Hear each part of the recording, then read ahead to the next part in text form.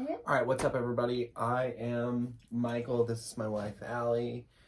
Welcome to High with Lasleys, I guess. Yeah. All right, we've already started a little bit.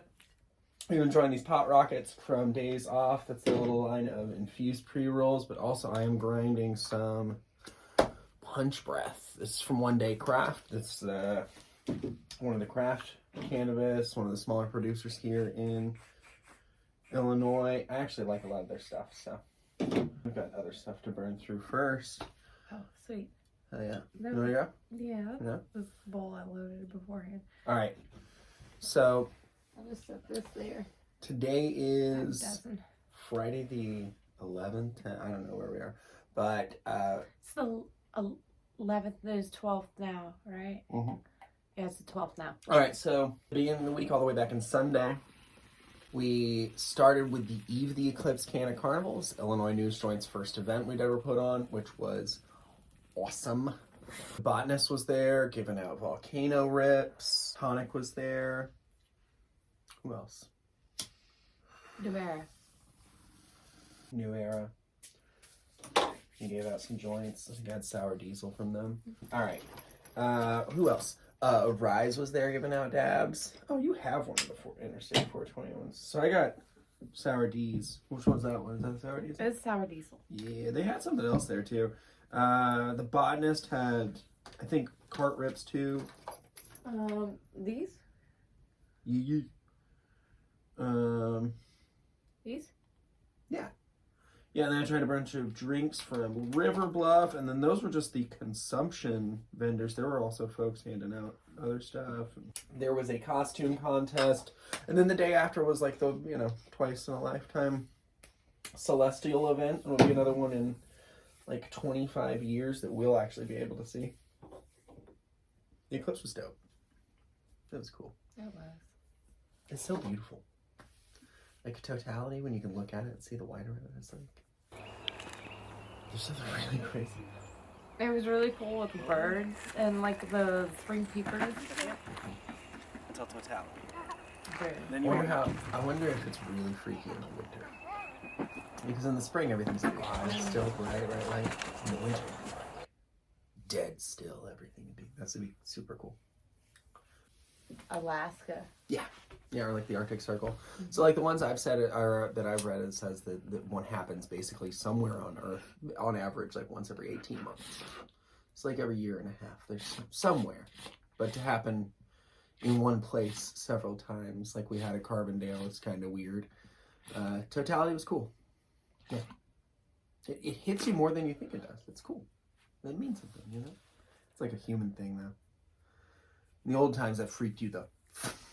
Yeah. Other than that, what else are we talking about? We had some stories set up that we were going to discuss. Mike Tyson. Poor Mike Tyson. It's not his fault. I think that's the cost of putting your name on stuff. Yeah, it really is. Yeah. Belushi seems really involved, but I can't tell if that's really if that's a TV show or if he actually grows some weed somewhere. Probably just at some farm he has grown some weed, but I don't think he's growing any of the stuff they have here. I don't know. He seems like he's grown some. So that's what we'll say, that the stuff they have here is good. I had their hash burger and I tested it. He seems pretty happy with the plants. Yeah. He takes a lot of pictures. What I mean is he takes a lot of pictures with the plants, but he doesn't know fucking anything about growing a fuck ton of weed. It's a complicated agricultural product. It's not oh, shuck 'em up, I stuck some weed in the ground. It takes craft. It's a craft. I don't know if he's doing that. But Mike Tyson was definitely not doing that. Mike Tyson is definitely just citing his name over to whatever, and some people were all right, here's some weed. It's Mike Tyson weed. But I guess he got busted I guess they busted him in California, and they took a bunch of products off the market for finding mold in it. It was back in 2018, 2019, ataraxia. Yeah. I mean, we've had problems here. Illinois had problems. Every state's had problems. If you live in any state, Missouri, Michigan, Oklahoma, a ton, any state that has legal cannabis has had mold recalls. That's something that happens with a natural product. Mold happens. It's just one of those things. I mean, you cannot avoid it in cannabis. cannabis. I think you can go to, if you get quality producers that are doing everything right consistently, I mean, like, it's more than likely not to happen, but it will happen. I mean, just like every now and then you get like a skunked bottle of wine or beer goes bad. It's just one of those things. It's a natural, variable product, and some of it will inevitably in giant scale go bad. Like in a lot of those grow facilities, like mold just like develops. I mean, like, that's bad cleanliness, but like, you know, it could be in the air when they're transporting it, and it gets in a jar, and it takes time, and it sits on the dispensary shelf too long, and who knows how the dispensary's keeping it, and like, there's a million factors. True. Poor Mike Tyson. All right, what's next? What else are we talking about? I'm good. Oh, I was asking if you could Fuck take yeah, it. I can. Oh, Mike Tyson. Oh, Limonene. Fuck yeah. All right, so a Johns Hopkins funded study has come out, carried at Johns Hopkins Hospital. I think there was a small sample size. It was probably only 20. I think it was 20 participants. Yeah, 20 healthy adults. Yeah. But it showed that limonene vaporization can kind of curb THC anxiety, which to me seems like counterintuitive because I've always thought that limonene would be in heavy sativa strains, and sativa strains to me would generate anxiety. But this says, you know, if you're also consuming limonene, it should help curb some of the THC-induced anxiety. It's specifically delta limonene that they mentioned, though. So, Yeah, it lowers subjective anxiety without affecting THC's cognitive or euphoric effects. Right, so that gives me this idea of like, if you can, maybe you get a little limonene, you know, you get a little CBG or something in there, and then it could be like an anti-weed freak out. Like pin. You know? The research could lead to safer cannabis use by potentially developing THC products that incorporate D-limonene to mitigate anxiety effects with a patent application already submitted based on these findings. Yeah, exactly. Somebody's making some money. What? But yeah, it is. It's weird. One of the things, what it really shows me is that we just don't know. We have no clue what is happening inside the entire thing of cannabis. Like, we're just barely scratching the surface on research. And so there's probably a ton of other terpene cannabinoid interactions we're not keeping track of, or we don't understand, or even other compounds that are in cannabis that we don't talk about. You know, we just focus on terpenes, we focus on cannabinoids, but there's ketone esters and all these other things that happen in there. We don't talk about them, or study them, or do anything with them yet. It's just so much more complicated than we understand. You know, people pretend like we understand the science, but we're a million years from it. I wouldn't say a million years, but not literally. But we're long way off. We're long way off. What else do we have? Bavaria. It needs to be cleared. You're gonna die. No, yeah, that way. Bavaria. Okay. Germany legalized weed nationally, but Bavaria, which is like their big beer territory, has already said that it's going to be banned at Oktoberfest, but they're looking into banning it in like entire towns and stuff.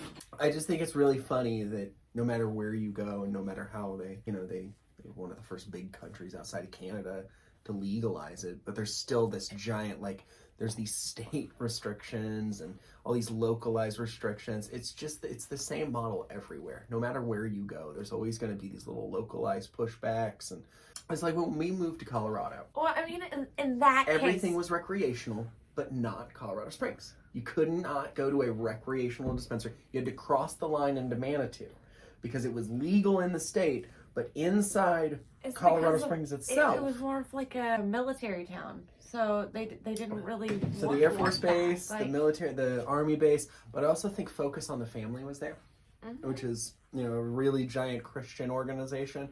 I think they had a lot of pushback. I don't know if Colorado Springs still has. I don't think they do. I don't think they have recreational. But I mean, and the whole aspect of the Oktoberfest, you don't know if people who are coming to that are allergic to that type of like smoke, or just like they have COPD, or I mean, it's open air. Here's the thing about that, like, it's an open air thing. It's not, we're not in closed But if space. you're elbow to elbow and the smoke like can build up. Like I understand like I get it.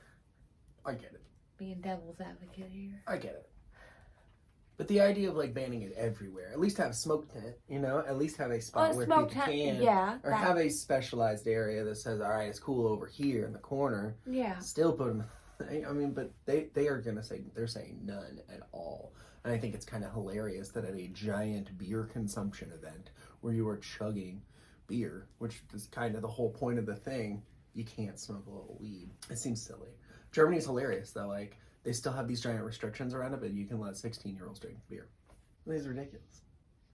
Weren't we 16 drinking beer? Yeah, but not legally. I mean, not at the same time. Yeah, see? Not legally. You can't legally do it. Illegally. Sure. You do all kinds of cool stuff illegally. I mean, like, wasn't it like in the 70s that the drinking age was... It used to be like 18. Like 18? Mm-hmm. Changes. Eventually, you think the weed smoking age will go down to 18.